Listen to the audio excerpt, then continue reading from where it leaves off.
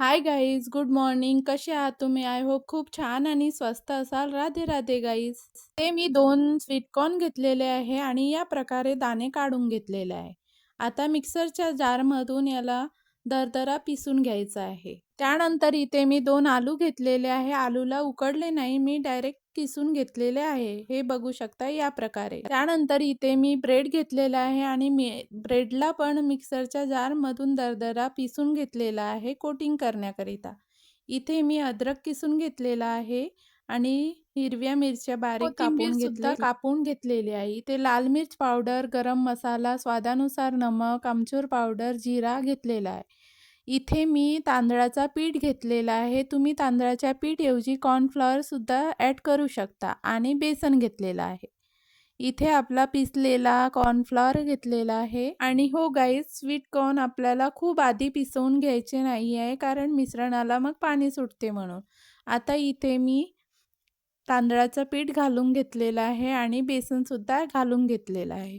त्यानंतर इथे मसाले ॲड करून घ्यायचे. लाल मिर्च पावडर, त्यानंतर इथे मी गरम मसाला ॲड केलेला आहे, आमचूर पावडर, स्वादानुसार नमक आणि जिरे. तसं तर स्वीट कॉर्ननी खूप साऱ्या रेसिपीज बनतात, पण ही रेसिपी नक्की ट्राय करा गाईज, खूप आवडेल. इथे त्यानंतर मी किसलेला आलू घातलेला आहे. याऐवजी तुम्ही उकडलेले आलूसुद्धा घालू शकता. पावसाळ्याचा मोसम आणि भुट्टा खाण्याचा काही वेगळाच आनंद राहतो. त्यानंतर इथे मी कापलेली हिरवी मिर्च घातलेली आहे आणि अद्रकसुद्धा घातलेला आहे. त्यानंतर कोथिंबीर घातलेली आहे. आणि गाईज, व्हिडिओ बनवायला खूप वेळ लागतो. Please guys, like, share and subscribe. आता सर्व मिश्रण आपण मिक्स करून घेऊया. आणि आपल्याला मिश्रण थोडंसं कडकच ठेवायचं आहे. इथे मला थोडंसं अजून पीठ लागत होता, तर मी त्यामध्ये नंतर कॉर्नफ्लॉवर ॲड केलेला आहे. हे बघू शकता गाईज. चला तर गाईज, आता आपण कबाब बनवायला सुरुवात करू. कबाब बनवण्याच्या आधी आपल्या दोन्ही हाताला तेल लावून घ्यायचं, नाहीतर हातालाच चिपकणार. ही बनवायच्या आधीच परेशान व्हाल. अशा प्रकारे आपण सर्व कबाब बनवून तयार करून घेऊ. हे बघू शकता, या प्रकारे एक लोई घ्यायची.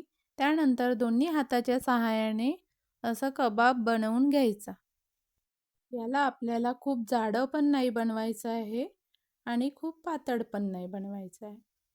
हे बघू शकता, या प्रकारे जसं लॉलीपॉप राहते त्या प्रकारे आपल्याला बनवायचं आहे. याला आपण टिक्कीचा आकारसुद्धा देऊ शकतो किंवा याचे आपण पकोडेसुद्धा बनवू शकतो. त्यानंतर याला आपण ब्रेडची, जे आपण पिसून घेतलेली होती, ती कोटिंग करून घ्यायची आहे. तुम्ही याऐवजी जे जाडे पोहे राहतात त्याला पण पिसून बनवू शकता. पूर्ण करून झाल्यानंतर आपल्याला इथे गाईज, व्हिडिओ जरी आवडला असेल तर प्लीज माझ्या चॅनलला लाईक, शेअर अँड सबस्क्राईब करा आणि कमेंटसुद्धा करा. आता आपण एकदा दोन्ही हाताच्या सहाय्याने प्रेस करून घ्यायचं आहे. इथे तुम्ही आईस्क्रीम स्टिकचा सुद्धा वापर करू शकता. इथे मी जे स्टिकरला लावतात त्याच काड्या घेतलेल्या आहे. रेसिपी कशी वाटली तर नक्की कमेंटमध्ये सांगा आणि तुम्ही सुद्धा ट्राय करा गाईज. तुम्ही मुलांच्या टिफिनमध्ये सुद्धा देऊ शकता किंवा घरी नाश्त्यामध्ये सुद्धा बनवू शकता.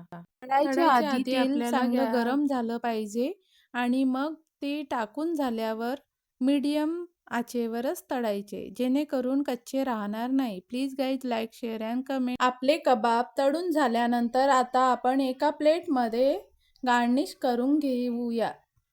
बघू शकता गाईज, आपले कबाब किती क्रिस्पी आणि छान दिसत आहेत दिसायला पण. आता मी वरून गार्निशिंगसाठी कोथिंबीर घालून घेतलेली आहे. थोडंसं भुट्टा, हिरवी चटणी घातलेली आहे आणि टोमॅटो कॅचअपसुद्धा घेतलेला आहे.